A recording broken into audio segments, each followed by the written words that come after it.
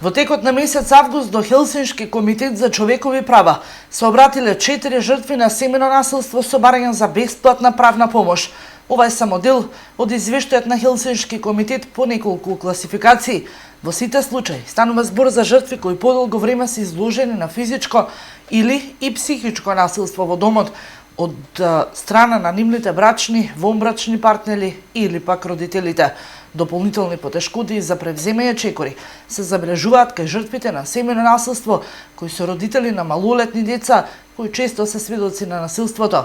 Две од жртвите го имаат пријавено насилството во полиција и Центарот за социјална работа, а две од жртвите се обратиле директно во Хелсиншки комитет со цел да добијат информации на кој начин може да го пријават насилството и кои чекори треба да се превземат за нивна заштита. При постапување по случаевите, Хелсиншки комитет за човекови права регистрира пропусти во работата на Центарот за социјална работа.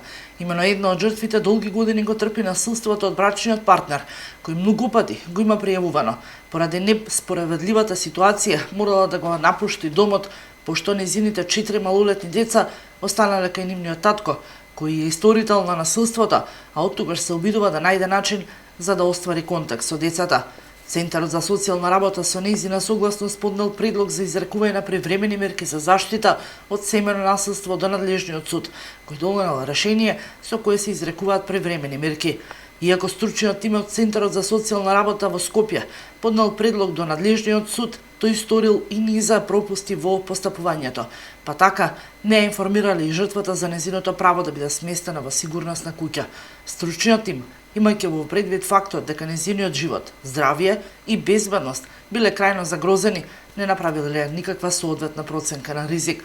Дополнително, согласно член 10 од Законот за превенција, спречување и заштита од семејно насилство, дете е жртва кога трпи директно насилство, кога е присутно на насилни односи помеѓу членовите на неговото семејство или кога живее во средина во која има насилни односи.